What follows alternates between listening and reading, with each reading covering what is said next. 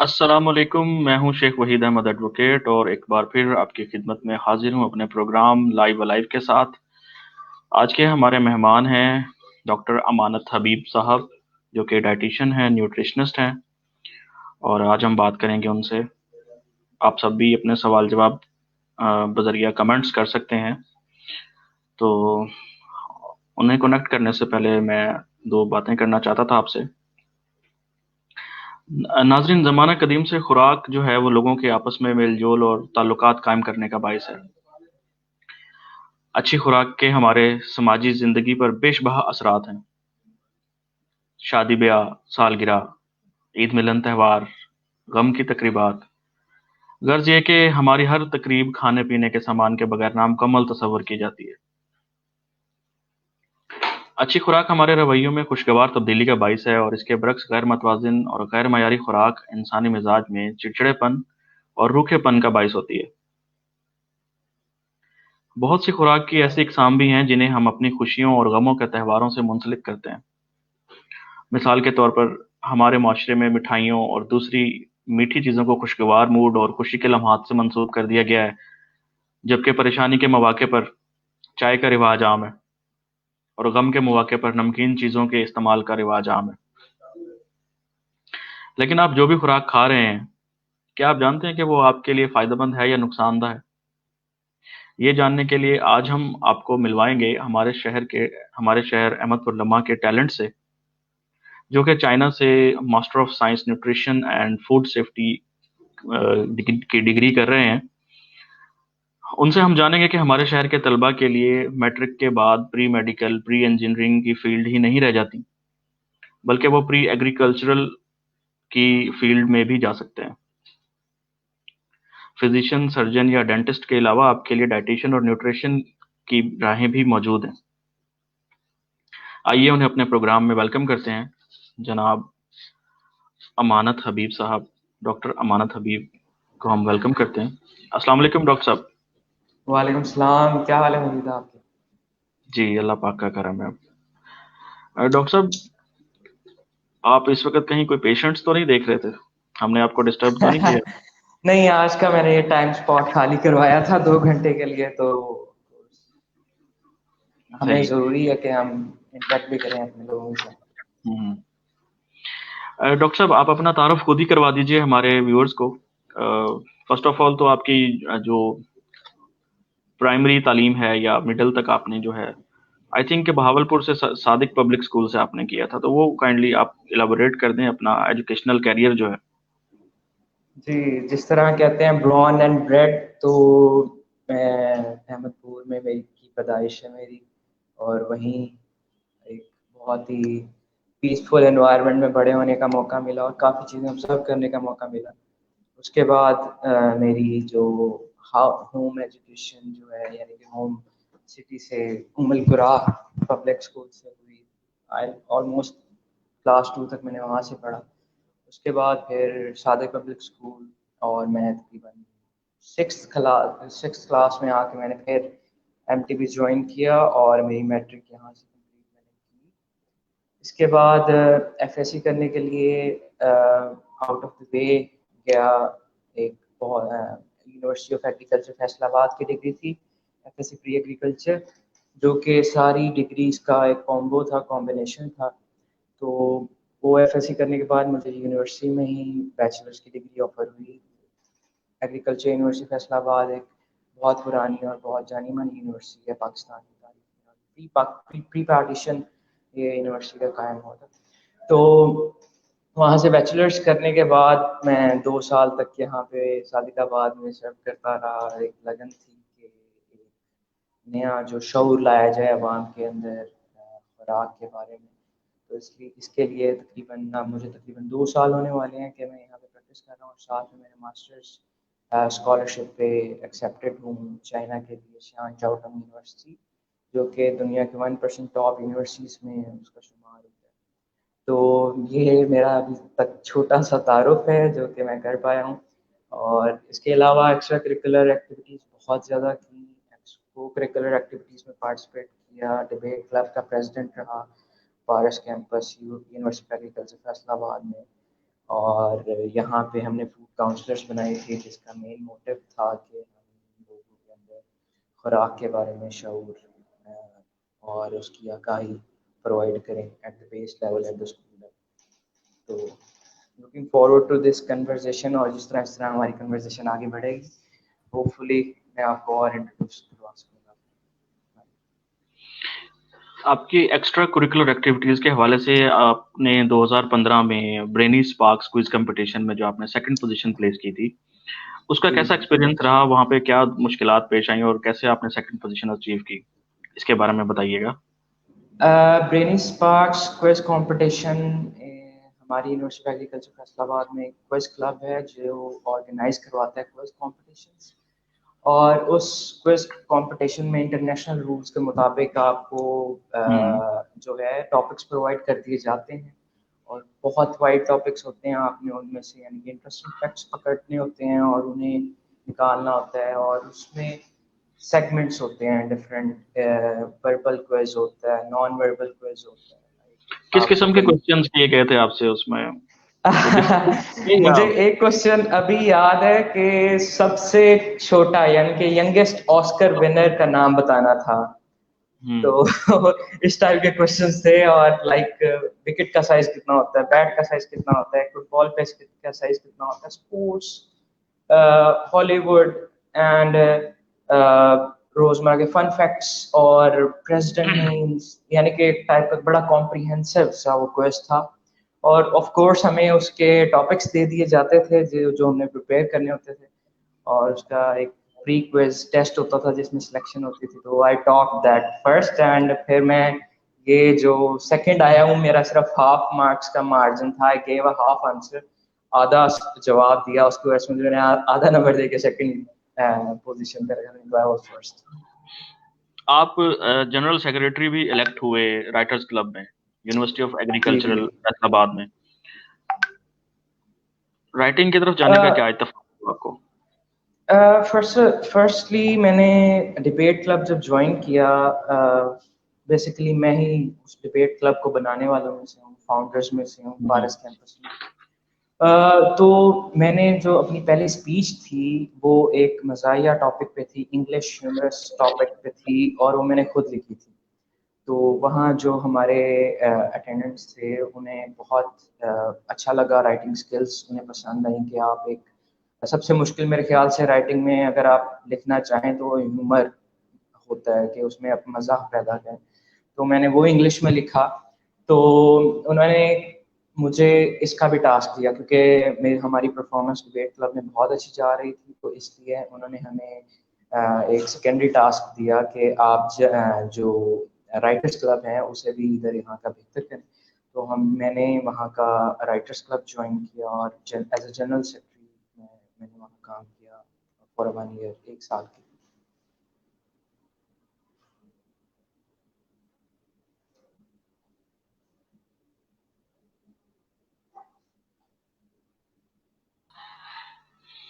इसके अलावा आपने बाइलिंगुअल डिक्लेमेशन कॉन्टेस्ट 2014 में जो है उसमें आपने फर्स्ट पोजीशन प्लेस की थी, वो उसके बारे में भी बता दीजिए। जी, बिलिंगुअल डेक्लेमेशन कॉन्टेक्स्ट एक तकरीरी मुकाबला था जिसमें बिलिंगुअल मतलब कि दो जुबानें इंग्लिश और उर्दू में करनी थी। तो उस कैटेगरी में मैं हमेशा सबसे मुश्किल टास्क ही हमेशा चूज किया, और वो होता है कि इंग्लिश ह्यूमरस स्पीच करना। ज़्यादा लोग ऑप्ट नहीं करते इस कैटेगरी को, क्योंकि ये बहुत मुश्किल होता है। इंग्लिश और ह्यूमर वो समझते हैं कि अलाइन नहीं होता, आप इतना ऑडियंस को गैदर नहीं कर पाएंगे। तो मैंने उस इंग्लिश ह्यूमरस में पार्टिसिपेट किया था। हम्म। इंग्लिश कैटेगरी में मैं फर्स्ट था, ह्यूमरस कैटेगरी में तो ऑलरेडी फर्स्ट था। और ओवरऑल जो है यानी कि डेक्लेमेशन बिलिंगुअल था, उर्दू और इंग्लिश में मेरी थर्ड थी पोजीशन। माशाल्लाह, आप मल्टी टैलेंटेड हैं। तो इसके बाद आप इलेक्टेड प्रेसिडेंट भी हैं debate club of university of agriculture Faisalabad के। जी। तो वो प्रेसिडेंटशिप आपके पास अब तक है या चेंज हो गई है? जो हमारे क्लब्स की प्रेसिडेंटशिप है वो 1 साल के लिए वैलिड होती है, उसके बाद री इलेक्ट होना होता है प्रेसिडेंट। हम्म। तो 1 साल के लिए मैंने सर्व किया उस पोजीशन पे, और उसके डिबेट बाद क्लब आपने डिबेट क्लब आपने क्या सोच के स्टार्ट कर दिया था वहाँ पे यूनिवर्सिटी ऑफ एग्रीकल्चर में? मेरा एक मशवरा भी है यहाँ आपसे पे ऐड कर आपसे रहा पहले हूँ। वहाँ पे पहले कोई डिबेट क्लब नहीं चल रहा था, आपने ये ट्रेंड चल स्टार्ट रहा किया? बिल्कुल चल रहा था, हर कॉलेज हर यूनिवर्सिटी में एक डिबेट क्लब होता है, पर मुझे लगता था कि वो एक ठीक तरीके से काम नहीं कर रहा जिस तरह उसे फंक्शन करना चाहिए। तो उसमें कुछ चेंजेस लाए, यानी कि हमने ज़्यादा लोगों को इन्वॉल्व किया उसमें, कॉन्फिडेंस बिल्डिंग एक्टिविटीज़ की ताकि ज़्यादा से ज़्यादा लोग इन्वॉल्व हों। और हमने बहुत ज़्यादा टैलेंट हंट किया, मेरे मेरे टेनरशिप में, मेरी प्रेसिडेंटशिप में बहुत ज़्यादा बच्चे इन्वॉल्व हुए डिबेट क्लब की एक्टिविटीज़ में, और हमने यानी कि बहुत गेन किया और बहुत अच्छा एक एक जगह तो मिल गई थी परफॉर्म करने के लिए, यानी कि डिबेट क्लब तो था बट उसे इम्प्रूव करने का जो था वो हमें दिया गया था, मेरी टीम को दिया गया था पार्ट प्ले करने। चले हम वापस आते हैं आपके इब्तदाई स्कूलिंग की तरफ। आपने उम्मुल कुरा का नाम लिया। उम्मुल कुरा में कौन से उस्ताद आपके बेस्ट टीचर रहे जो जिनसे आपने बहुत इस्तेफादा हासिल किया, या आप किसका नाम लेना चाहेंगे? फर्स्ट ऑफ ऑल मेरे बेहतरीन उस्ताद, मेरे चहीते उस्ताद जो हैं सर राना नासिर साहब, जो कि बहुत अच्छे शायर माशाल्लाह। भी हैं, ऑल्दो कि मेरा शायरी से कोई लिंक नहीं है। आई वॉज नेवर इंटरेस्टेड, मुझे बिल्कुल यानी कि शायरी से दूर दूर से गुजरता होता था, पर राना नासिर साहब was my favourite teacher at the school. माशाल्लाह। और सादिक पब्लिक स्कूल के हवाले से किसका नाम लेना चाहेंगे? वेल अगर मैं यहाँ नाम ले भी दूं तो आई डोंट थिंक के पता होगा यहाँ किसी को। क्या खैर पता वो लाइक इस वक्त हमारा प्रोग्राम देख रहे हो। तो मिस आपदा परवीन थी, मैथ्स मैथ्स टीचर, और उनकी टीचिंग के अंडर मुझे यानी कि मैथ्स में इंटरेस्ट डेवलप हुआ था। ऑल्दो मैं मेडिकल फील्ड में आया, पर वो 9th 10th में आके मेरा मैथ्स से इंटरेस्ट खत्म होना शुरू हो गया था, तो हम्म। 4 5 में मेरा इंटरेस्ट मैथ था। सही। और Madrasatul Banat Sadiqabad MTB higher secondary school के हवाले से? Name I can mention sir Imtiaz sahib, sir Imtiaz खोकर साहब। इम्तियाज खोखर साहब जी। बहुत अच्छी पर्सनालिटी, इंग्लिश बहुत अच्छा पढ़ाते इंग्लिश हैं। टीचर, बहुत अच्छी पर्सनालिटी, बहुत सोबर पर्सनालिटी, और वो थी मेरी इंस्पिरेशन। लाइक उनकी इंग्लिश का वे ऑफ टीचिंग बहुत अच्छा था, तो आई थिंक उन्हें भी क्रेडिट जाता है कि जिस तरह कि हमें यूनिवर्सिटीज़ में इंग्लिश पढ़ाई जाती है, तो माई बेसिस वर स्ट्रॉन्ग, तो उसमें हाथ सर इम्तियाज खबर साहब कर दिए। माशाल्लाह। चलें आगे बढ़ते हैं ग्रेजुएशन की तरफ। वहाँ पर ह्यूमन न्यूट्रिशन एंड डाइटेटिक्स, मुझे तो ये वर्ड नहीं पढ़ना आ रहा। डायटेटिक्स। डाइटेटिक्स। वहाँ पर जो है यूनिवर्सिटी ऑफ एग्रीकल्चर इस्लामाबाद में कोई जो आपके ज्यादा करीब रहे हो, या आपको जहाँ से इंस्पिरेशन मिले हो? यूनिवर्सिटी में एक टीचर को पॉइंट आउट करना मेरे ख्याल से एक बहुत टीचर के मुश्किल अलावा जॉब आप है अपने कि किसी दोस्त का भी नाम जिक्र कर सकते हैं कि जो आपको मोटिवेट करते रहते हो हर बार। कभी खैर कोई ऐसा वाकया पेश आया कि कब आप डिमोटिवेट हो रहे हो, या आप घर से दूर, क्योंकि आपने बताया कि आपकी इब्तदाई स्कूलिंग में सादिक पब्लिक स्कूल भी रहा है, बोर्डिंग रहे रहे होंगे आप, जाहिर है। जी। तो आपका कोई प्रॉब्लम, कोई घर से दूरी, कोई घर की याद, ऐसा कुछ नहीं हुआ? खैर मैं यूनिवर्सिटी जाने से पहले ही बड़ा प्रोन हो गया था कि अ, अकेले रहना, यानी कि हॉस्टल्स में रहना और उसमें सरवाइव करना।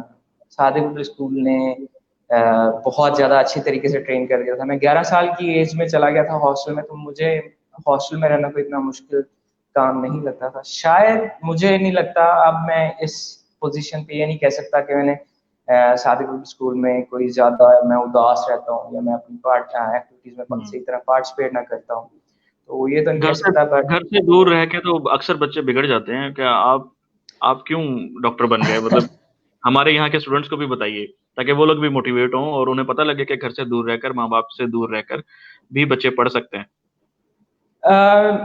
वही मेरा बहुत फर्म बिलीव है कि अगर किसी की पर्सनालिटी और उसको रहने का तरीका अगर सीखना है, उसे बहुत इंटरनली और मेंटली स्ट्रांग होना है, उसे हॉस्टल की लाइफ लाजमी गुजारनी चाहिए, कम से कम 2 2 साल, उससे ऊपर। ठीक है। उससे क्या फ़ायदा होता है कि आपको सेल्फ इंडिपेंडेंस आती है, आप कैसे रह सकते हैं, आप एक फुल इंडिपेंडेंट माहौल में अपने आप को कैसे लिमिट कर सकते हैं। सबसे इम्पोर्टेंट चीज़ ये होती है कि सही। आपके पास फुल इंडिपेंडेंस है, आप हर बुरा काम कर सकते हैं, आप हर अच्छा काम कर सकते हैं। जो लेते हैं वो आपको आपकी और स्ट्रॉन्ग करता है, आपकी जो हम्म। मोटिव्स होते हैं, आपके जो बिलीफ हैं, उनको और ज़्यादा स्ट्रॉन्ग करता है। तो मुझे लगता है कि हर बच्चे को हॉस्टल जाना चाहिए, और मुझे मेरी ज़िंदगी में बहुत फ़ायदा हुआ इस चीज़ का। जबरदस्त।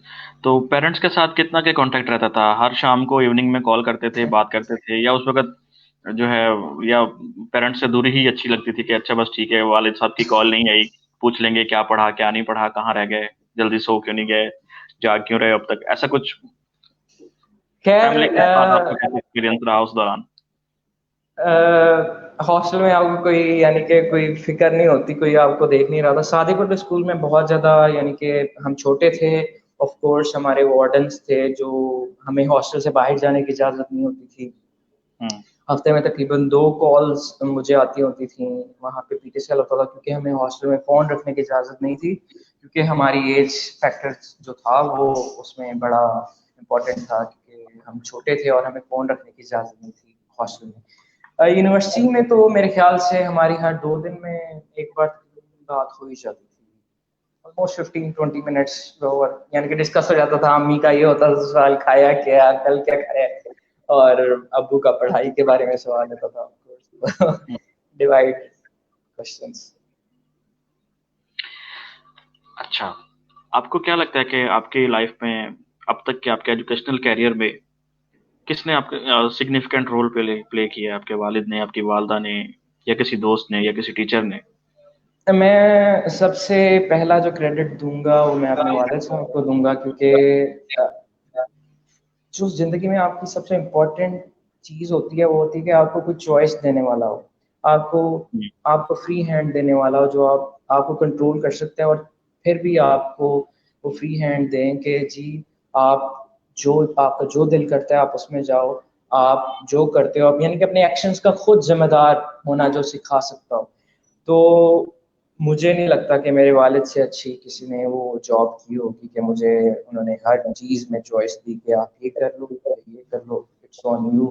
पर उसके जो कॉन्सिक्वेंसेस होंगे वो भी आपको ही बेयर करने हैं, ठीक है? क्योंकि ज़िंदगी आपके लाइक उनकी सोच जो थी वो काफ़ी एक्सट्रोवर्ट थी, तो उसका जो सारा क्रेडिट है मेरे वालिद साहब हुँ। को जाता है, और उसमें मेरी करियर जिस तरह आगे बढ़ रहा है उस सारी चीज़ में मेरा जितना भी क्रेडिट है वो मेरे वालिद साहब को जाता है।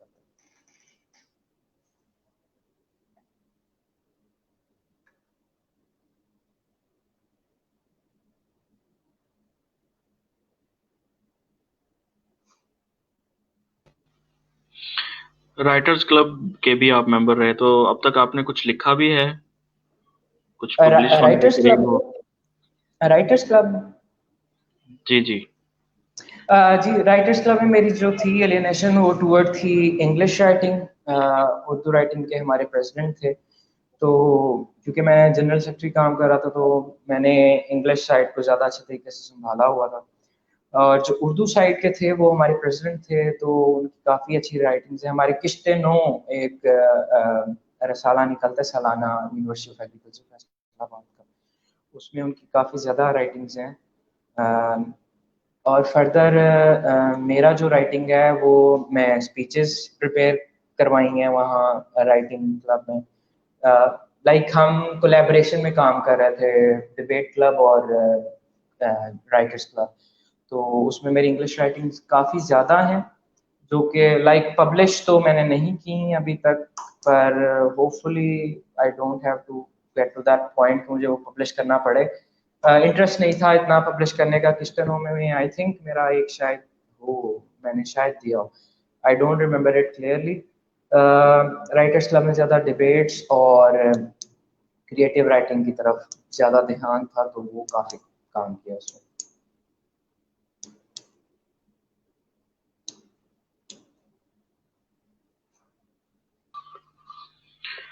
अब तक आपको जो सबसे ज़्यादा टफ जॉब लगी है, या आपने एजुकेशनल करियर में आपको किन-किन मुश्किलात का सामना करना पड़ा है?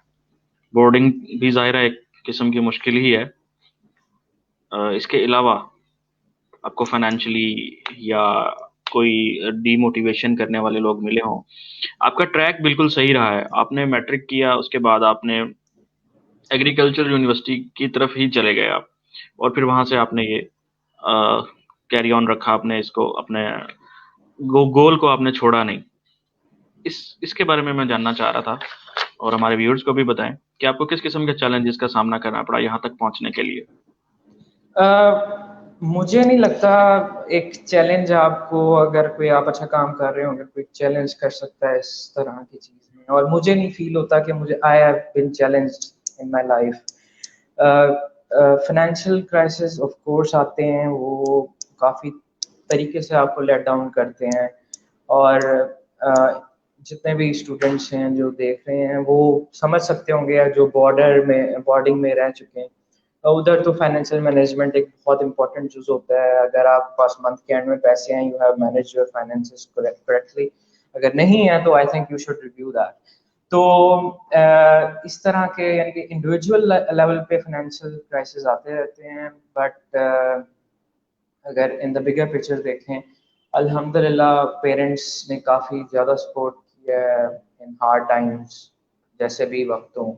तो फाइनेंशियली भी सपोर्ट किया, मॉरली भी सपोर्ट किया। आई थिंक जो लोग आपको मेंटली तौर पे लेट डाउन करना चाहते हैं, उनकी ओपिनियन इतनी मैटर अगर आपके नज़र में नहीं करती, तो आई डोंट थिंक कि वो आपके लिए चैलेंज होगा। तो जो लोग आपको ज़्यादा आपके लिए इम्पोर्टेंट हैं, जिनकी राय आपके लिए मैटर करती है, उन्होंने अल्हम्दुलिल्लाह आज तक मोटिवेट ही किया, डिमोटिवेट नहीं किया।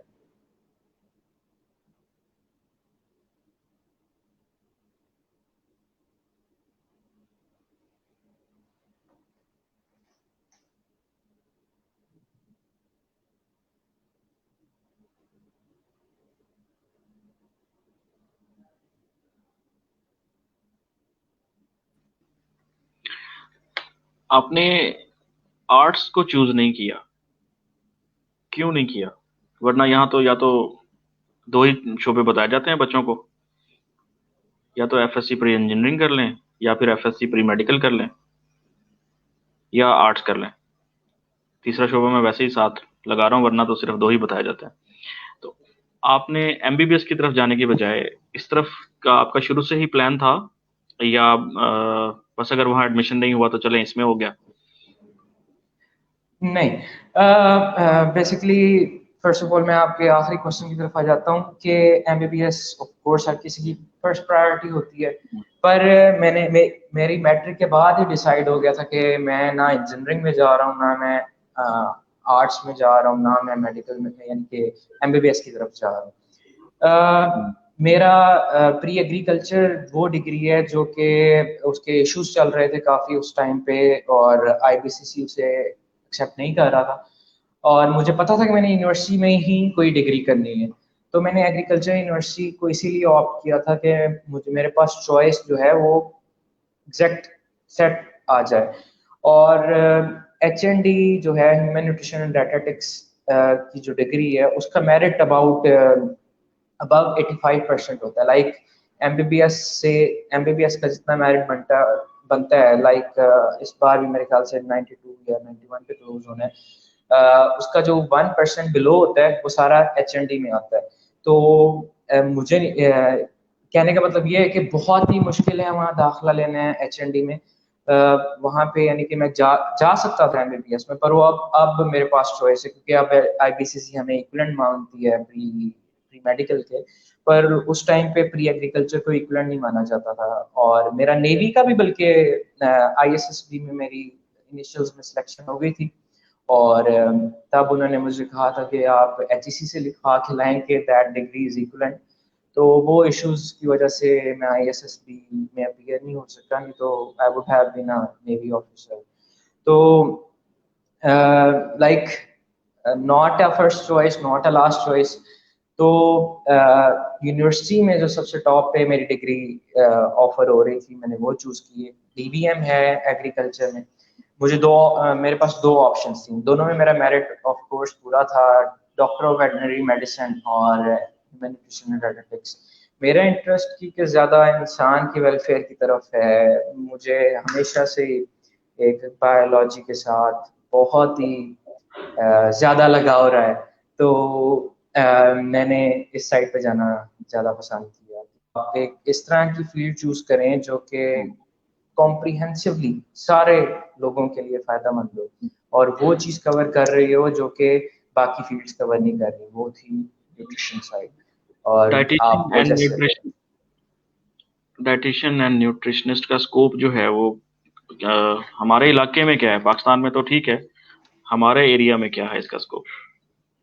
सादिकाबाद में, अहमदपुर लम्हा में, रहीम यार खान में। जी, तो अपर पंजाब में काफ़ी ज़्यादा स्कोप है, पर जो साउदर्न पंजाब है अभी वहाँ पे ट्रेंड इतना बन नहीं सका। गिविंग यू एन एग्जांपल, मैं यहाँ पे फर्स्ट डाइटिशियन हूँ सादिकाबाद रीजन का, तो लोगों को ज़्यादा इल्म नहीं है खुराक के इम्पोर्टेंट के बारे में, और अवेलेबिलिटी नहीं है कि जो उन्हें बता सके। हमारे यहाँ बिल्कुल आरएचसीज में 2011 से 15 के दरमियान मेरे ख्याल से न्यूट्रिशनिस्ट के जी, रखे मैंने थे मैंने देखे सीट्स। थे कुछ न्यूट्रिशनिस्ट बैठे थे अक्सर आरएचसीज, बीएचयूज में, लेकिन मुझे उस वक़्त ये आइडिया नहीं था कि ये लोग प्रॉपर डॉक्टर हैं या नहीं है। मेरे ख्याल से उन्हें वो एडवांस दिया गया था, या जी, क्या वो आप बेहतर जानते होंगे? वो बिल्कुल मास्टर ऑफ आर्ट्स और मास्टर इन इस्लामियात वाले थे। आई डोंट थिंक कि वो उनके पास प्रॉपर क्वालिफिकेशन थी, क्योंकि ये बहुत ही लाइक मेडिकल फील्ड है। आप इसमें ये तजर्बे नहीं कर सकते, आप इसमें कोई लाइक कहते हैं ना कि तुक्के नहीं लगा सकते। बड़ी हुँ, टू द पॉइंट फील्ड है, लोगों की जानें इन्वॉल्व हैं, आप उसके साथ बिल्कुल नहीं खेल सकते। गवर्नमेंट को वो फिर सीट्स वापस लेनी पड़ी थी, क्योंकि प्रॉपर स्क्रूटनी के साथ वो सीट्स जो हैं वो एलोकेट नहीं की गई थी। तो हुँ, हुँ। ऑफ कोर्स ऑपोजिशन भी बहुत थी, जॉब जो होल्डर थे उनकी ऑपोजिशन भी काफ़ी है कि डेजिग्नेटेड सीट से अगर आप किसी को हटाना चाहें वो इतना आसान काम नहीं होता। पर वो बिल्कुल क्वालिफाइड नहीं थे। और जो सबसे इम्पोर्टेंट बात है कि न्यूट्रिशन की डिग्री जो है वो काफ़ी नॉवल है, मतलब कि बड़ी नई है। वो तकरीबन आज से 20 साल पहले पाकिस्तान में इतना ज़्यादा ट्रेंड नहीं था। अब हर यूनिवर्सिटी जो है वो इसको कंपलसरी कर रही है। उसके ऊपर जो सबसे बड़ा मसला है, अभी तक न्यूट्रिशन की गवर्नमेंट लेवल पे कोई काउंसिल नहीं बन सकी, सबसे इम्पोर्टेंट मसला है। जिस तरह पीएमडीसी है, पाकिस्तान मेडिकल एंड डेंटल जो काउंसिल है, या अब जो पीएमसी हो गई है पाकिस्तान मेडिकल काउंसिल, इस तरह हमें उसमें अभी काउंट करने के लिए लेजिस्लेशन जो है वो लाजमी होनी चाहिए, ताकि जो नीम हकीम हैं, जो क्वैक्स हैं, वो इस फील्ड में जो हैं वो दाखिल होके इसे ज़रिया माश ना बना लें, लोगों की वेलबींग के लिए चलना चाहिए। इस तरफ भी हम बात करेंगे, लेकिन पहले मैं यहाँ पे दोबारा से कुछ हमारे नए व्यूअर्स जो हमारे साथ इस वक़्त जुड़े हैं, उन्हें बताता चलूँ कि ये प्रोग्राम सिर्फ़ अहमदपुर लम्हा के टैलेंट को उजागर करने के लिए हम करते हैं, और इस प्रोग्राम को स्पॉन्सर कर रही है एपीएल डेवलपमेंट ऑर्गेनाइज़ेशन। और इसके साथ मैं एक सवाल करना चाहूँगा आपसे, मुझे याद आ गया, फिर शायद मैं भूल ना जाऊँ। अहमदपुर लम्हा में करियर काउंसलिंग की बहुत कमी है। इस चीज़ को कैसे बेहतर बनाया जा सकता है? क्योंकि आपका मैंने रिज़्यूमे देखा था, तो उसमें पता चला कि आप जो है वो कारवान इकबाल 2016 और 18 में आप उनके साथ जुड़े रहे हैं। उनके तहत आपने और जो है मीट द काउंसलर, उसमें भी आपने 2015 से और 17 तक जो है ना, उसके सेमिनार्स करवाए हैं। यहाँ पर अहमदपुर लम्बा में कोई सेमिनार मुनक्किद नहीं करवाया आपने, हालाँकि आप अहमदपुर लम्बा के रिहायशी हैं और अहमदपुर लम्बा का आप पर हक है। Late me clear that point. जो कारवान इकबाल का जो पहले के एमटीसी थी, मीट द काउंसलर्स, उसका जो पहला हुआ था, आई थिंक वो गुलाम नबी का जो था हॉल था, उसमें हुआ था। तो वहां हुँ, से बहुत लोग अहमदपुर लम्हा से आए थे, और हमने उन्हें बहुत अच्छी तरह गाइड किया था कि यूनिवर्सिटी हुँ, से आपको कि आप प्री रिक्वेस्ट जो हैं वो कंप्लीट कर लें। तो हमें क्योंकि एक लार्जर ऑडियंस चाहिए थी, और उसके लिए हमें जो वेन्यू था वो भी एक न्यूट्रल रखना था, कि हम दोनों साइडों से हर तरफ से लोगों को जो है वो बुला सकें। ऑफ कोर्स हमारे बहुत ज़्यादा जो मेंबर्स थे, एम्बेसडर्स थे, वो अहमदपुर लम्हा से भी थे, और उन्होंने भी बहुत ज़्यादा यहाँ पे कहा, क्योंकि मेरे ख्याल से इतना डिफरेंस नहीं है सादिकाबाद और अहमदपुर उलमा की कम्यूट का, तो हुँ, वो हुँ। इजीली रीचेबल है। तो मेरे ख्याल से बहुत ज़्यादा लोग ने पार्टिसिपेट किया था। फिर जो दूसरा कारवान इकबाल वो तो रहीम यार खान हुआ, पर मीट द काउंसलर्स का इस बार ये अहमदपुर लम्हा रोड पे मार्की है, उसमें उसमें हुआ था।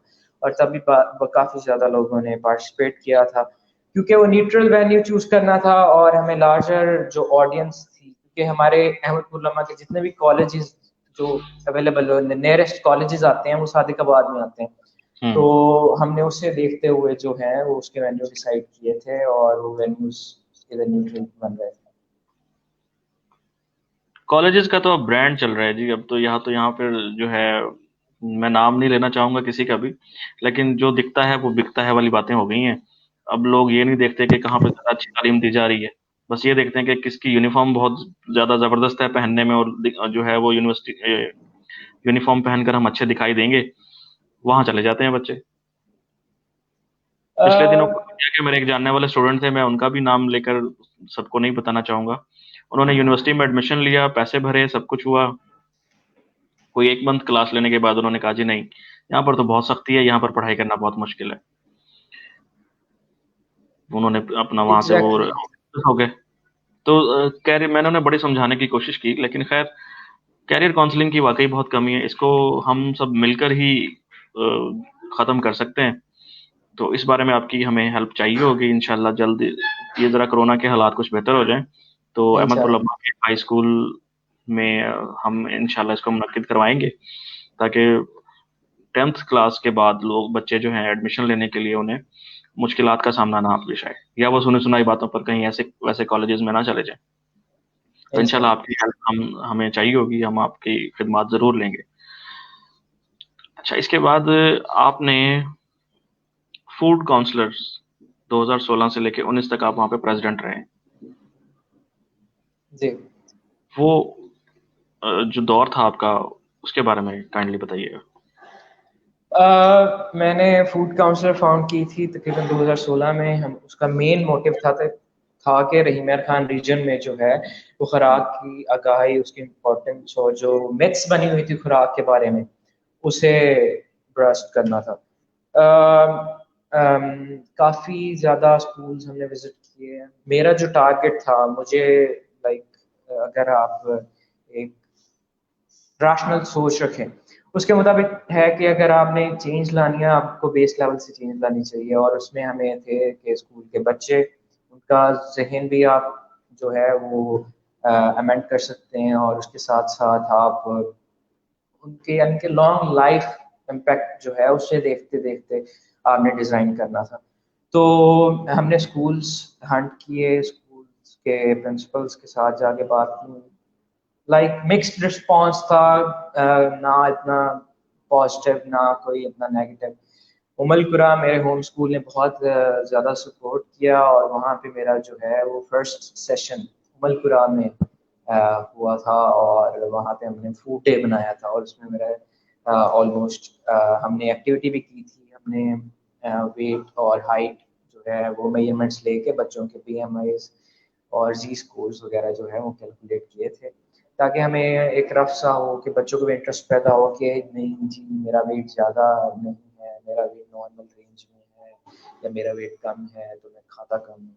तो उस लेवल की चेंज लाने के लिए हमने सब्जियों की इम्पोर्टेंटली बच्चों को नहीं होता कि सब्जियां खानी है, और वो टुवर्ड द जंक, और जंक की ठीक डेफिनेशन बताना कि जंक होता क्या है, जंक कैसे होता है, उसे उसके नुकसान उसके हेल्थ इम्पैक्ट और लॉन्ग लास्टिंग जो इम्पैक्ट्स हैं उसके बारे में बताना था। तो 2018 में हमें डिसकंटिन्यू करना पड़ा था due to my personal busy schedule, क्योंकि मैं डिग्री भी तब परस्यू कर रहा था। तो अनफॉर्चुनेटली हमें वो प्रोजेक्ट जो है वो 2 साल बाद क्लोज करना पड़ा।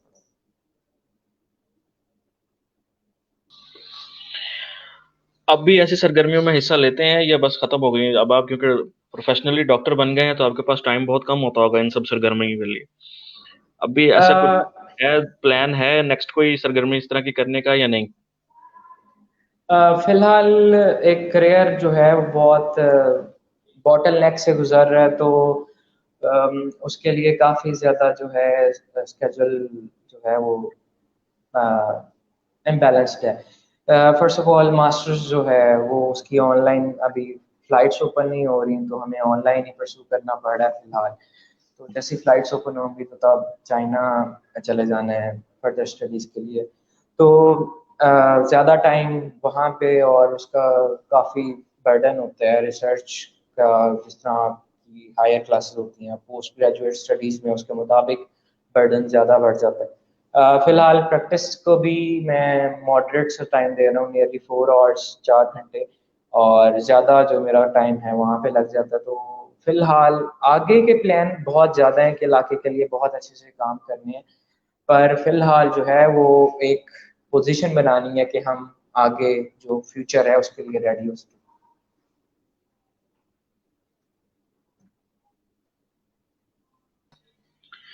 आपके वर्क वर्क एक्सपीरियंस की तरफ आते हैं।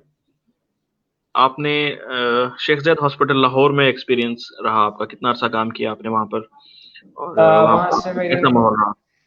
जी, वहाँ से मेरी इंटर्नशिप है वो है 3 महीने की ऑलमोस्ट, और वहाँ पे बेसिकली ऑब्जर्वेंटशिप पे था मैं, कि हमारी डिग्री का जो है वो कॉम्प्रिहेंसिव पार्ट है, कंपल्सरी पार्ट है। तो तकरीबन 3 महीने वहाँ पे काम किया, और ज़्यादा लिवर डिजीज़ की तरफ था रुझान, मेरा इंटरेस्ट ज़्यादा वहाँ बना के जितने भी जिगर की बीमारी हैं उनको खुराक की जो अल्ट्रेशन है उसमें बहुत ज़रूरी है। बेसिकली दवाई से ऊपर या किसी भी मेडिकेशन से ऊपर इन लिवर डिजीज़ वो खुराक आती है कि आप अपने लिवर को कैसे मैनेज कर रहे हैं थ्रू खुराक। कि लिवर का फंक्शन ही ऐसा होता है कि उसमें जिस्म को सारे जो पॉइजन्स हैं या जितने भी वेस्ट्स हैं उनसे पाक करवाना होता है। तो अब वहाँ पे बहुत अच्छा एक्सपीरियंस रहा, लिवर कैंसर पे किया, लिवर ट्रांसप्लांटेशन मैनेजमेंट वो की, और हमारी मेरी ऑब्जर्वेशन पे मेरे पास वो डाइट प्लान, लाइक हमें ऑब्जर्वेंसी पे होता है कि आप डाइट प्लान बना लेते हो, आपको फिर भी अपने सुपरवाइजर के पास जाके उसे एक्सेप्ट करवाना होता है कि इसमें भी फ्लॉ ना रह जाए। तो वो करके मेरे काफ़ी डाइट प्लान से काफ़ी लोगों के जो हैं सक्सेसफुल लिवर ट्रांसप्लांट्स में ठीक है। तो काफ़ी अच्छा एक्सपीरियंस था। हॉस्पिटल तो बड़ा हसल बसल है, और पेशेंट इनकम तो बहुत ज़्यादा है यहाँ। शेख ज़ायद रहीमिया खान में भी काफ़ी ज़्यादा है, पर लाहौर का क्योंकि वहाँ एक मेट्रोपॉलिटन सिटी है, तो वहाँ पे बहुत ज़्यादा पेशेंट इनकम होता है, तो आपको मैनेज करते करते बहुत ज़्यादा टाइम लगता है। तो मैंने इसलिए एक स्पेसिफिक फील्ड जो है वहाँ पर परस्यू। सही। अच्छा, आपको बेस्ट इंटर्नी जो है वो अवार्ड या सर्टिफिकेट क्या मिला था? आपको बेस्ट इंटर्न सर्टिफिकेट मिला था नेशनल हॉस्पिटल फैसलाबाद से। जी, नेशनल हॉस्पिटल फैसलाबाद में जो मेरा मेजर फोकस था वो था ट्यूबरक्लोसिस पे और रेस्पिरेटरी डिजीज़ पे, सांस की फेफड़ों की बीमारियों पे। तो वहाँ पे मेरी आउटस्टैंडिंग परफॉर्मेंस अवार्ड दिया गया था मुझे। मैंने टॉप किया था उधर के इंटर्नशिप सेशन को, प्रैक्टिकली एंड थ्योरेटिकली दोनों साइड्स पे, क्योंकि इंटर्नशिप के एंड में एक एग्ज़ाम भी होता है। तो वहाँ पे मुझे बेस्ट इंटर्नी अवार्ड दिया गया वहाँ नेशनल हॉस्पिटल में, under the supervisor doctor Binesh Asad. तो वो भी बहुत अच्छा एक्सपीरियंस था। एक अच्छा हॉस्पिटल है नेशनल हॉस्पिटल फैसलाबाद फैसलाबाद का। तो काफ़ी ज़्यादा सीखने को मिला, और काफ़ी ज़्यादा अभी वो जो है वो रेप्लिकेट हो रहा है इन माई प्रैक्टिस करेंटली। अच्छा, आप महाना कोई फ्री टेस्ट और न्यूट्रिशनल असेसमेंट और काउंसलिंग वगैरह भी कर रहे हैं, कि बस अभी फिलहाल कैरियर का स्टार्ट है तो बस जल्दी से आपको ये कोशिश है आम बाकी डॉक्टर्स की तरह के बस पैसे इकट्ठा कर लिया जाए, जल्दी से कोई गाड़ी ले ली जाए? जी, let me clear you that Waheed, पहले साल जो है मैंने इस हॉस्पिटल को ज्वाइन किया था ऑलमोस्ट अगस्त में, और हम्म। अगस्त से अप टिल दिस अगस्त तकरीबन मैंने फ्री विदाउट एनी कॉस्ट मैंने जो है काउंसलिंग की है।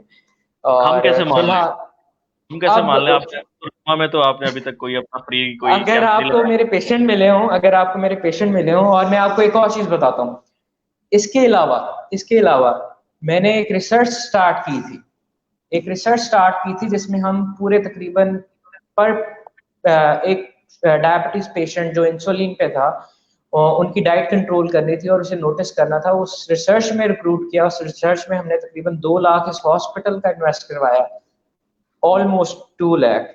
तो वो कंप्लीट नहीं हो सकी due to patient non seriousness, कि वो जो फॉलो अप है वो मिस कर देते थे।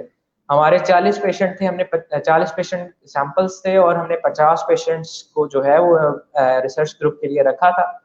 और यकीन करें हमारे तकरीबन अप टू 2 लाख खर्चा हुआ, फिर भी पेशेंट जो है वो इतना नॉन सीरियस था और इतना फ्री की चीज को इतना हल्का ले रहा था। और वही टेस्ट, अब वही टेस्ट HbA1c हम डायबिटीज पेशेंट का करवाते होते हैं, अब वही टेस्ट और कोलेस्ट्रोल और आई थिंक डेली जो ग्लूकोज लेवल है वो भी सारा चीजें चेक करवाते होते थे। अब तकरीबन 2000 उसके लिए पे कर लेगा। हम रिसर्च में रिक्रूट करते थे, 6 महीने का ऑब्जर्वेंटशिप था, उसके लिए उन्होंने एक्सेप्ट नहीं किया और वो नॉन सीरियसनेस हमारे सिर्फ 2 पेशेंट जो थे वो कंप्लीटली हुए। यही ट्रेंड हमें चेंज करना है, हम इसी को चेंज करना चाह रहे हैं कि वो एक मुफ्त की चीज को हमें कदर ही नहीं है। अब वो जो पैसे दे के करवाते हैं तो पता चल जाता है कि हमारे जी इम्पोर्टेंट कितनी। आज आप यहाँ पे हमारे प्रोग्राम में अनाउंस कर देना कि अहमदपुर लपा में आप जल्दी एक कैंप लगाने जा रहे हैं जो कि फ्री ऑफ कॉस्ट होगा। इंशाल्लाह इंशाल्लाह बिल्कुल जरूर हम आपने तो लगाएंगे सिर्फ कैंप। डायग्नोज ही करना है या डाइट डाइट प्लान ही देने हैं, तो इससे आपकी नहीं पब्लिसिटी जी, भी हम पूरा सेटअप भी लेके मिलेगा। आएंगे। एक्चुअली हम जिया हॉस्पिटल में हर 29th को जो है हम एक कैंप लगाते होते थे, बट ड्यू टू कोरोना वो सस्पेंडेड है। उस 29th को फ्री कैंप होते थे, सारे टेस्ट जो हैं फ्री हुआ करते थे, पर अब जो है वो कोरोना की वजह से वो डिसकंटिन्यूड है वो ट्रेंड तकरीबन 5 छह चलिए, महीने से। ये मोहम्मद अमजद खान साहब हमारा प्रोग्राम देख रहे हैं तो उन्होंने सवाल किया जी, कौन से हॉस्पिटल में होते हैं डॉक्टर साहब? जी, ये जिया आप चेक हॉस्पिटल है, डॉक्टर सादिक जिया साहब के साथ। अपना शेड्यूल भी बता दीजिए ताकि क्या पता जो है पेशेंट्स आपके पास आना चाह रहे हो। 6 to 9, आजकल 6 to 9 रूटीन चल रही है। हम्म।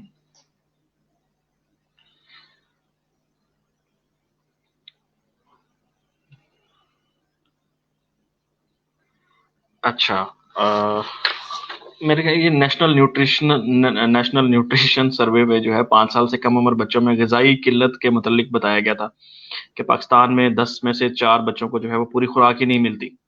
मुल्क में 5 साल से कम उम्र 10 बच्चों में से 4 बच्चे खुराक की कमी का शिकार हैं।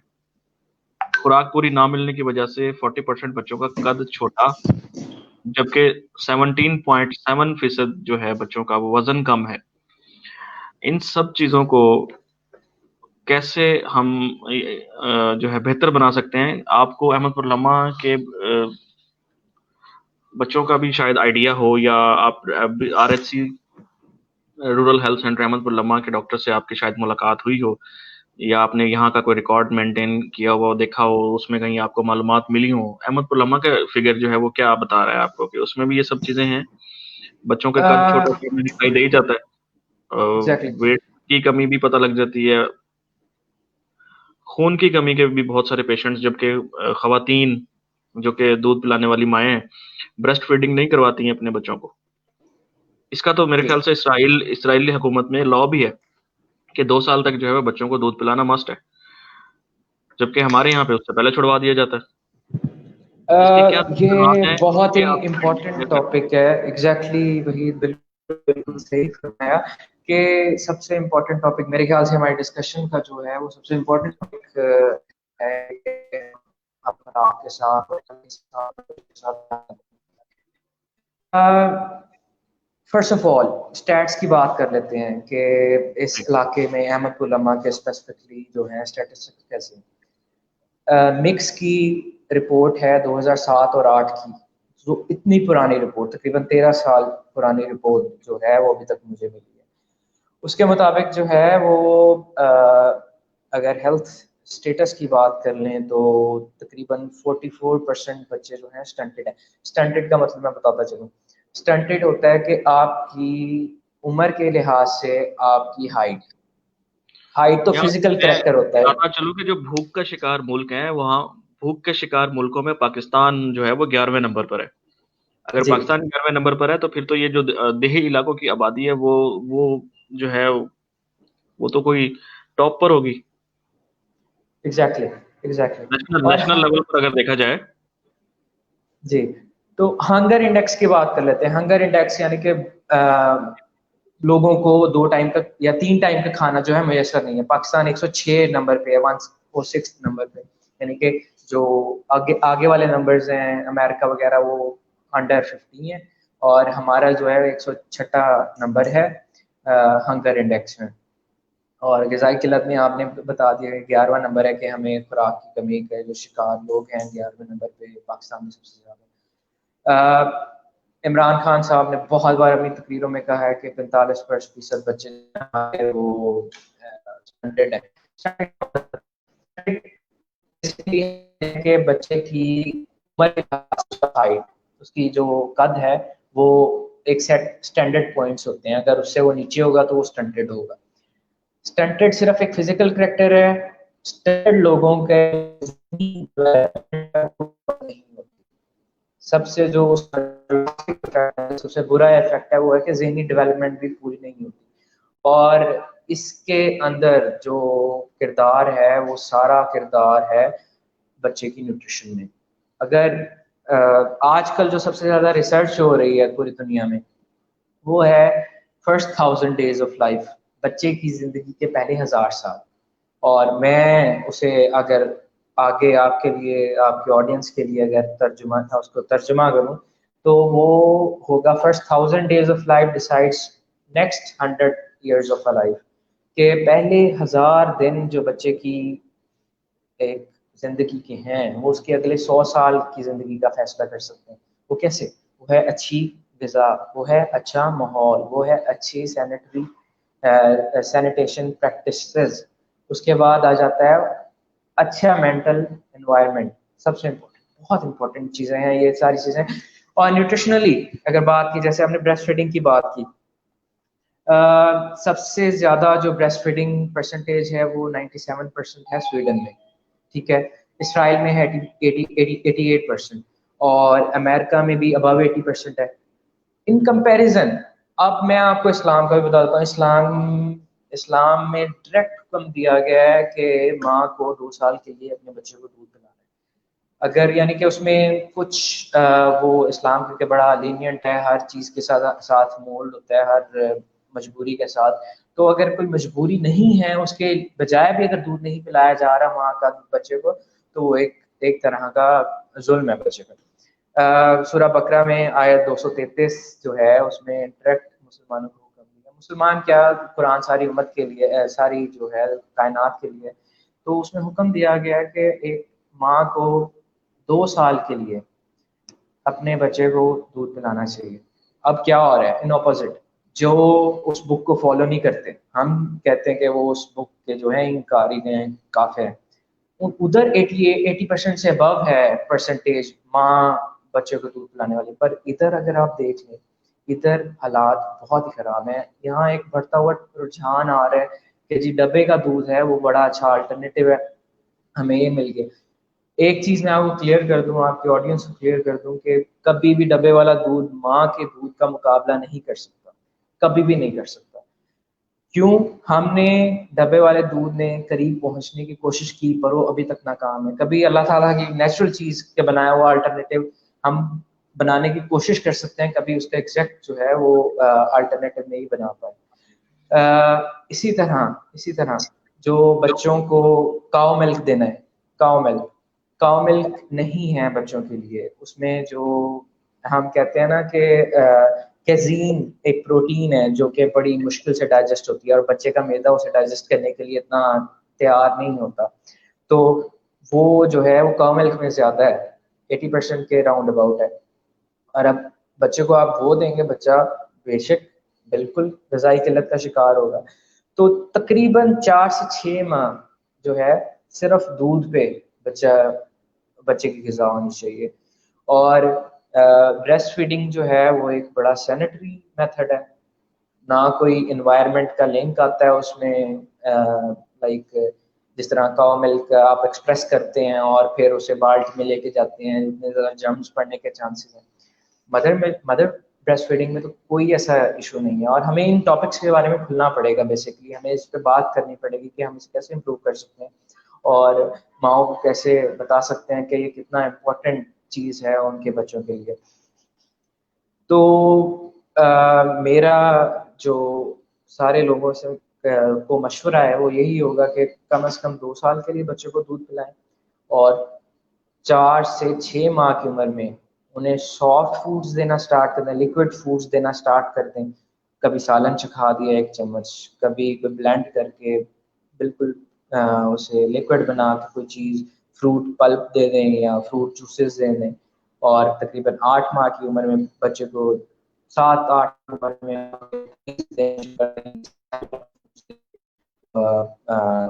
लाइक दलिया होता है, फ्रूट्स देना स्टार्ट करें।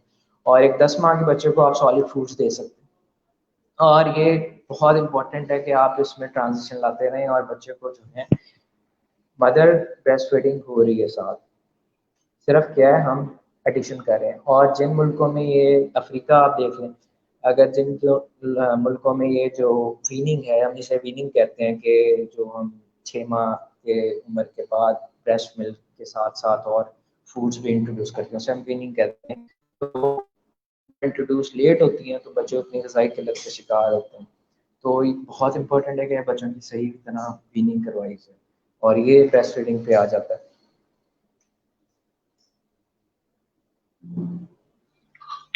अच्छा, आजकल हम यहाँ पे बाजारों में देखते हैं कि पहले तो गवाले दूध बेचने आते थे दुकानों पर, अक्सर मिल जाता था। तो अब उसकी लोग उसको, हालांकि मिल भी रहा होता तो लोग नहीं लेते, वो कहते हैं इसमें पता नहीं पानी ज्यादा मिला दिया गया है, या इसका टेस्ट नहीं ठीक आ रहा है, इसमें से स्मेल आती है। तो उसकी जगह पर अब पैकेट के दूध ने ले लिए। पेस्चराइज मिल्क जो है वो क्या क्या वो हेल्दी है? वो अब हमको पीना चाहिए, उसकी चाय वगैरह इस्तेमाल करनी चाहिए, बच्चों को भी लोग पिला देते हैं। इसको जरा बता दीजिएगा हमारे व्यूअर्स को, पहले ताकि पहले हमें डिफरेंशिएट करना पड़ेगा जो टी वाइटनर्स है और मिल्क के दरमियान। ये तरंग वगैरह हैं जिनके ऊपर लिखा होता है टी वाइटनर्स, कभी जो पैकेट पे वो मेंशन नहीं कर सकता कि दिस इज मिल्क। ये पंजाब फूड अथॉरिटी ने जो नए रूल्स पास किया, बल्कि पहले ही हो चुका था ये चीज़। तो टी वाइटनर्स जो हैं वो प्योरली केमिकल्स हैं फर्स्ट ऑफ ऑल। आजकल जो न्यू ट्रीटमेंट के थ्रू जो मिल्क जो है वो प्रोवाइड किया जा रहा है वो है ultra high high high temperature treatment. उसमें क्या होता है कि वो तकरीबन 300 से अबव टेम्परेचर, डिग्री सेल्सियस पे टेम्परेचर पे फूड को फ्लैश करवाते हैं और उसे साथ ही पैक कर देते हैं। उसमें ना उनके जो हैं वो प्रेजर्वेटिव्स जो हैं वो जो हैं वो नहीं डाले जाते उसकी वजह से। तो अगर जो अल्ट्रा हाई ट्रीटमेंट नहीं, टेम्परेचर ट्रीटमेंट नहीं होती जिन दूध को, उनके अंदर प्रेजर्वेटिव्स डाले होते हैं और वो काफ़ी ज़्यादा खतरनाक हो जाता है। इन कंपैरिजन अगर आपके पास दो ऑप्शन है, आप खुला दूध लें या ultra highly treated milk option है, तो आप हमेशा अल्ट्रा हाई ट्रीटेड मिल्क की तरफ जाएंगे। खुला दूध जो है वो रिकमेंडेड नहीं है, क्योंकि हमारे यहाँ बहुत ज़्यादा अडल्ट्रेशन हो रही है। अडल्ट्रेशन और उसमें कंटेमिनेशन, क्या क्या डाल देते हैं। और आई हर्ड के वो मेरे ख्याल से आटे भी कई किस्म के डाले जाते हैं दूध को गाढ़ा करने के लिए। पानी तो एक आम सी चीज़ है, पर पानी की क्वालिटी भी बहुत इंपॉर्टेंट चीज़ है, कि वो पानी जो है उसकी क्वालिटी इतनी ख़राब होती है कि हम आम रूटीन में से पीना भी नहीं चाहेंगे जो उसमें मिक्स किया जाता है। तो मेरे मेरे जो मशवरा होगा वो होगा कि आप उस पैकेट दूध को इस्तेमाल करें जिसके ऊपर नो प्रेजर्वेटिव्स लिखा हो। अच्छा डॉक्टर साहब, हमारे प्रोग्राम का वक्त खत्म होने के करीब है, तो हमारी गुफ्तगू को थोड़ा सा सम अप करते हैं। मैं ये बताना चाहूंगा कि हमारे पाकिस्तान में जो है हर चौथा बंदा जो है वो शुगर का मरीज है। इसकी क्या वजूहत हैं? आपने तो इसके बारे में कोई थीसिस या कुछ पढ़ा होगा, कुछ लिखा होगा।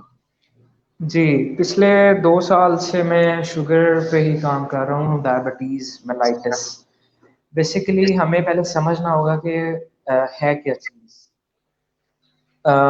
हम अभी फ़िलहाल दो जो हैं उसके टाइप्स अगर कर लें, टाइप 1 एंड टाइप 2। टाइप 2 सबसे ज़्यादा हो रही है। टाइप 1 वो तकरीबन जेनेटिकली होती है, ज़्यादा उसमें इन्वायरमेंटल फैक्टर इतना नहीं होता। पर जो टाइप 2 है वो इन्वायरमेंटल इन्फ्लुएंस उसमें काफ़ी ज़्यादा है। हमारी unhealthy lifestyle, first of all हमारे खाने की रूटीन नहीं है, टाइम नहीं है, जिस वक्त दिल चाहा तब खा लिया। पूरे दिन के दौरान हल्के हल्के ब्रस्ट जो होते हैं वो इंसुलिन जो है वो रिलीज हो रही होती है, पर जब खाने का टाइम होता है तो वो एक अच्छी खासी मकदार में जो है वो रिलीज हो जाती है। और टाइप 2 डायबिटीज मेलाइटिस में क्या होता है, इंसुलिन तो आ रही है पर जो आपके सेल्स हैं बॉडी में वो उसे सेंस नहीं कर पा रहे।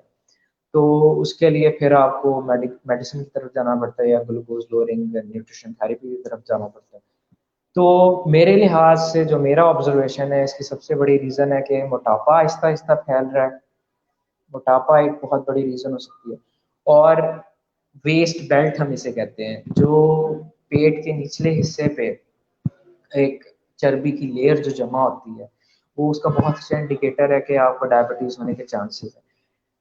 डायबिटीज़ डायग्नोसिस जो है, जो उसकी तशखीस है वो बहुत स्लो प्रोसेस है। हमारे पाकिस्तान में तो यहाँ पे टेस्ट तभी करवाए जाते हैं जब कोई सीरियस इमरजेंसी जो है वो सिचुएशन से बंदा गुजरा और तब जाके पता चलता है जी शुगर हो गई है या डायबिटीज़ हो गई है। पर प्री डायबिटीज़ एक रेंज है जिसमें आप फुल ब्लोन डायबिटीज़ डेवलप नहीं हुई होती पर आप उसके करीब होते। तो वहाँ से अगर मैनेजमेंट स्टार्ट की जाए, यानी कि आप उसका इंडिकेटर ले लें, मोटापा है आपको ख्याल रखना है कि आपने उस मोटापे को कम करना है, ठीक है। और आपके अगर घर में किसी को शुगर है, यानी कि आपके पास मोस्ट स्पेसिफिकली ब्लड रिलेशन में किसी को अगर शुगर है, तो आपको बड़ा विजिलेंट होना चाहिए कि आपको मोटापा डेवलप ना हो। मोटापा जो है, जो जितनी एक्स्ट्रा चर्बी होगी जिसम में, उतनी ज़्यादा इंसुलिन रेजिस्टेंस आएगी और उतना ज़्यादा जो है वो शुगर लेवल ब्लड में इंक्रीज हो जाएगा। तो सबसे पहले जो अच्छा पैरामीटर होगा कि आपको एक्स्ट्रा विजिलेंट रहना पड़ेगा, आपको ख्याल रखना पड़ेगा कि आपके फैमिली हिस्ट्री जो है वो बहुत ज़्यादा उसका किरदार है शुगर डेवलप होने में। टाइप 2 डायबिटीज़ में भी तकरीबन 60 to 70% जो है, अगर आपके वालिद को शुगर है तो 60 to 70% चांसेस है तो आपको भी शुगर हो, यानी वालिद और या वालदा में किसी को भी शुगर हो। तो उसको एनवायरमेंटली आपने कैसे कंट्रोल करना है, इट्स ऑन यू, ठीक है।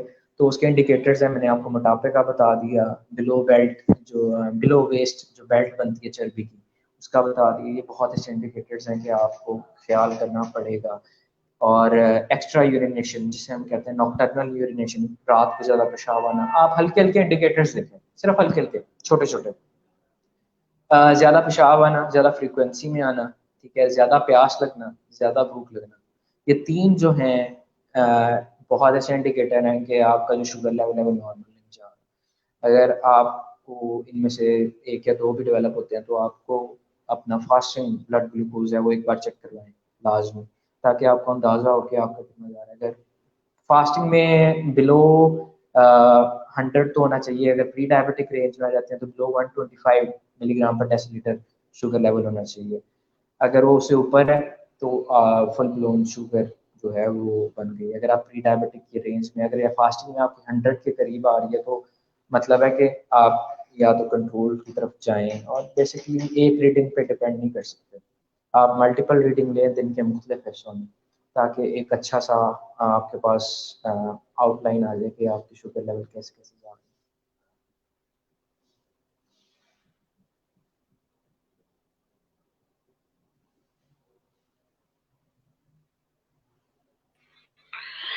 थैंक यू डॉक्टर साहब, हमारे प्रोग्राम का वक्त खत्म होने के करीब है। तो जाते जाते मैं आपसे आखिरी सवाल करना चाहूँगा कि हमारे यहाँ हम अपने मैं तो सिर्फ अपने शहर की मिसाल ही देना चाहूँगा, क्योंकि प्रोग्राम हमारे शहर अहमदपुर लम्हा के हवाले से है कि हमारे शहर के लोग अगर दुकान पर आटा, घी या कुछ ऐसी वैसी चीज़ें लेने जाते हैं जिनके अंदर विटामिन पाए जाते हैं, तो वो मयार नहीं देखते बल्कि सस्ती शय तलाश करते हैं।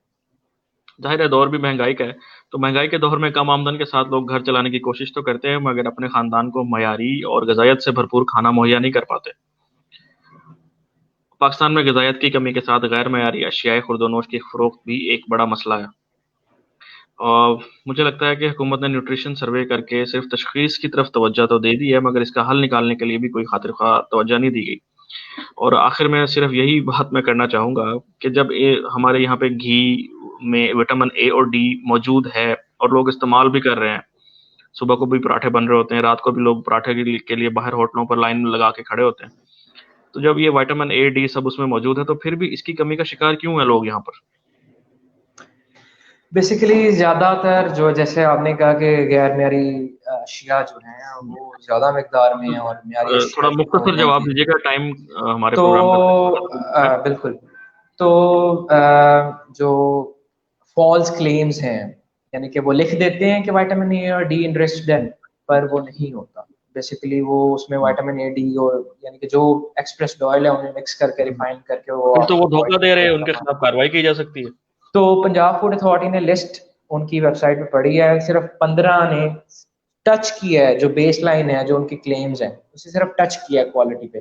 पंजाब फूड अथॉरिटी की वेबसाइट पे वो 15 की लिस्ट पड़ी है। हमारा मेंशन तो नहीं हम कर पंजाब सकता फूड मेरे अथॉरिटी के ख्याल बारे से। में लोग ये कहते हैं कि वो कुछ अरसा तक आते हैं, एक्टिव होते हैं, फिर उनको पता नहीं क्या हो जाता है, वो बिल्कुल ही नहीं आते, या किसी को जुर्माना कर देते हैं उसके बेसिकली बाद। जितना पॉलिटिसाइज करेंगे आप किसी इंस्टीट्यूशन को तो उतना ज़्यादा उसके अंदर मसले आएंगे।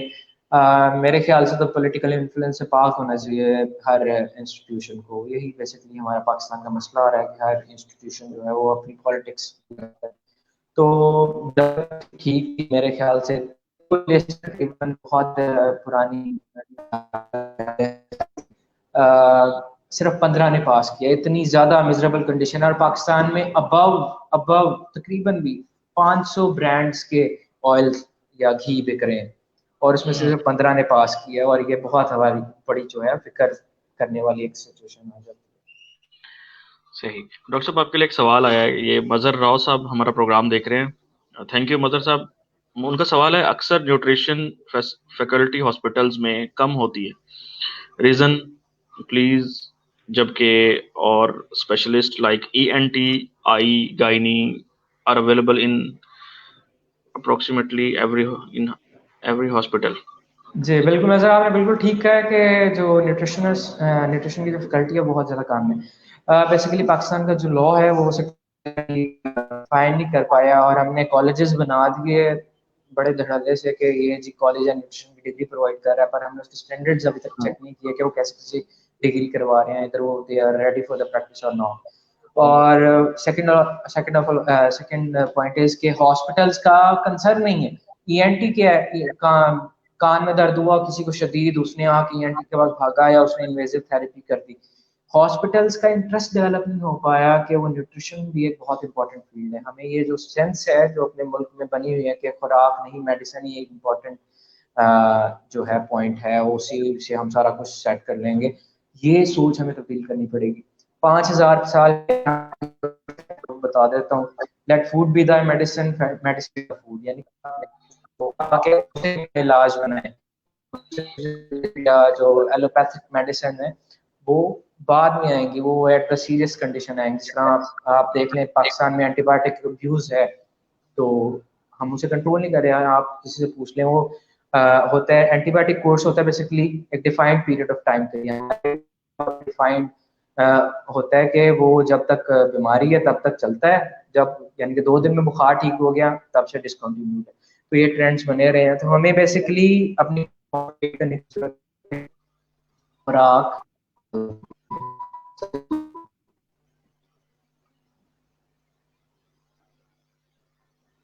अच्छा, हमारे इलाके में ओबेसिटी का भी बड़ा प्रॉब्लम चल रहा है। इवन मैं अपने अपने आप की बात करूं तो मेरा भी वेट काफी बढ़ गया है।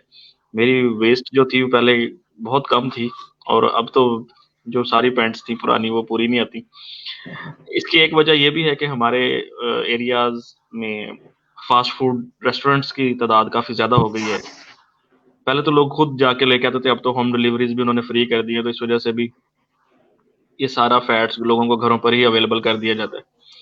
इससे सिर्फ बचने तीन का कोई चीजें, तरीका बता दें। एग्जैक्टली डाइट प्लान सिर्फ पर तो तीन हम चीजें अमल आपने करते हैं। देखनी है। आपने अपनी खुराक में सिर्फ 3 चीजें देखनी है। एक, खाने का टाइम, वो डिफाइंड हो। मैंने आपको पहले बता दिया कि रूटीन बहुत जरूरी होती है, खाने का टाइम। दूसरी होती है खाने की क्वांटिटी, कि आप कितनी मिकदार में खा सकते हैं। फॉर एग्जाम्पल अगर आप जंक भी खाना सकते हैं, जंक हम किसे कहते हैं कि वो जी प्रोसेस्ड फूड है, ज़्यादा ही प्रोसेस्ड है। तो अगर आपने बर्गर भी खाना है तो उसकी क्वांटिटी डिफाइंड हो कि आपने इतने मकदार में खा सकते हैं, इससे ज़्यादा मकदार में नहीं खा सकते। तो थर्ड आखिरी नंबर पे आती है क्वालिटी। क्वालिटी यानी कि सबसे लास्ट फैक्टर होता है। अगर आप पहले दो को ही फॉलो कर लें, आप ये इश्यूज रहमतपुर में बनते हुए बिल्कुल नहीं देखेंगे कि जी ओबेसिटी, मोटापा जो है वो बढ़ रहा है और ओवरवेट लोग हैं उनकी मकदार बढ़ रही है। बेसिकली हमारी जो खुराक है वो बहुत ज़्यादा उसमें वेरिएशन आ रही है, और हम उसकी जो है रूटीन उसे कंट्रोल नहीं कर पा रहे और दूसरी क्वांटिटी कंट्रोल नहीं कर पा रहे हैं, हमें पता नहीं है कितना खाना है। तो हर पूरे दिन के दौरान आपको हर वैरायटी, हर चीज़ खानी चाहिए, हर तरह की फूड, चाहे मीट है, meat and egg, vegetable and fruits, ठीक है, सीरियल्स एंड ग्रेन्स, और मिल्क। तो ये आपको हर चीज़ में से थोड़ा थोड़ा हिस्सा डालना है। और मैं इम्पोर्टेंट चीज़ बता दूं जो पाकिस्तानी में नॉर्मल है, थोड़ा आउट ऑफ हमारे अभी फिलहाल टॉपिक है, तो वो है चाय का। चाय खाने के साथ बिल्कुल ना कीजिए, क्योंकि जो चाय में फाइटेट्स हैं वो आयरन बाइंड कर लेते हैं। तो हम्म। तकरीबन कम से कम 1.5 से 2 घंटे का डिफरेंस होना चाहिए आपके खाने और चाय के दरमियान, कुछ ताकि जो लोग तो आयरन है कहीं वो। अक्सर हमने पढ़ा होता कि जो नेचुरल थियानिन्स हैं वो काफी फायदेमंद होते हैं इंसानी सेहत के लिए।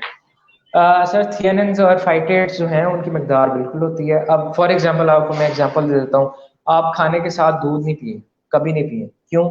क्योंकि कैल्शियम और आयरन, दूध में कैल्शियम है, आयरन आपकी फूड में हो सकता है। आपने फॉर एग्जांपल आपने गोश्त खाया है, तो क्या होगा, आयरन और कैल्शियम का आपस में मुकाबला होता है, कैल्शियम हमेशा जीत जाता है एब्जॉर्ब होने में, फिर वो आयरन ज़ाया हो जाता है। और ये सबसे बड़ी वजह है। बच्चों को हेल्थ इंडिकेटर सर्वे हुआ था, तो उन्होंने इसमें ये भी नोट किया कि आप 2 साल से कम उम्र बच्चों को कितनी चाय पिला रहे हैं दिन में, एनीमिया के यानी कि खून की कमी के बच्चों के शिकार में ये चीज़ नोट की गई थी, आप उन्हें चाय कितनी पिला रहे हैं। तो इतना ज़्यादा इस पर इम्पैक्ट है आपके फाइटर्स। तो उसकी मकदार डिसाइडेड हो, मैंने आपको पहले बताया कि क्वांटिटी और टाइमिंग सबसे इम्पोर्टेंट है। आप क्वांटिटी और उसकी रूटीन देखेंगे, आप किस टाइम दे रहे हैं, तकरीबन 1.5 2 घंटे का डिफरेंस होना चाहिए खाने और आपकी चाय के दरमियान। दालें भी जो है वो गोश्त का नेमुल बदल है, उनमें भी वही प्रोटीन होता है जो के गोश्त में होता है। बेसिकली वो प्रोटीन नहीं होता। 20 अमाइनो एसिड चेन होती है, अमाइनो एसिड्स जो हैं बिल्डिंग ब्लॉक हैं प्रोटीन के, तो वो मिलके प्रोटीन बनाते हैं। तो दालों वाला प्रोटीन और है, गोश्त वाला और अंडों वाला प्रोटीन और है। हम अगर मैं आपको थोड़ा सा अगर इंग्लिश में बताऊँ, हाई बायोलॉजिकल वैल्यू हम कहते हैं कि ये वाले प्रोटीन है, ये ज़्यादा अवेलेबल है, ज़्यादा इंपॉर्टेंट है बॉडी के लिए। और हमारी बॉडी भी कुछ तरह के जो प्रोटीन, हमारी बॉडी बेसिकली बनती चलती इस तरह के, हमारी बॉडी प्रोटीन प्रोड्यूस कर रही होती है हर सेल। तो बेसिकली वो खुद भी तैयार कर लेती है कुछ अमाइनो एसिड्स, और कुछ जो है वो हमें लेने पड़ते हैं। तो जो वीगन डाइट प्लान है, आप जैसे कहते हैं कि जो वेजिटेरियंस आजकल बनी जा रहे हैं, तो उनके न्यूट्रिशनल माल न्यूट्रिशन का शिकार हैं, वो ग़िज़ाई किल्लत का शिकार हैं बेसिकली, अगर वो ठीक तरह से जो वेजिटेबल्स पे अगर गुजारा कर रहे हैं और सप्लीमेंट्स नहीं ले रहे सुन लें जी, हमारे जो भी इस वक्त दोस्त अहबाब, जो मेरे पर्सनली दोस्त अगर प्रोग्राम देख रहे हैं, जो कहते हैं कि घर की मुर्गी दाल बराबर, वो घर की मुर्गी दाल बराबर इसीलिए कहा जाता है क्योंकि उनमें प्रोटीन की मिकदार जो है वो बराबर ही होती है और वो आपको प्रोटीन ही मुहैया कर रही होती है। तो आप बाहर कढ़ाइयाँ खाने के बजाय घर में भी आप दाल खा सकते हैं, वो आपके सेहत के लिए भी अच्छा रहेगा। इसके साथ ही डॉक्टर साहब से इजाज़त चाहेंगे।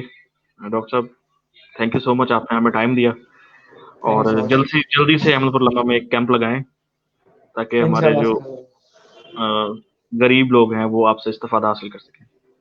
इंशाल्लाह इंशाल्लाह। Thank you so much. नाज़रीन, इसके साथ ही हमारा प्रोग्राम ख़त्म हुआ चाहता है। तब तक के लिए इजाज़त दीजिएगा। इंशाल्लाह नेक्स्ट संडे को आपसे किसी और गेस्ट के साथ मुलाकात करवाएंगे। अल्लाह हाफिज़।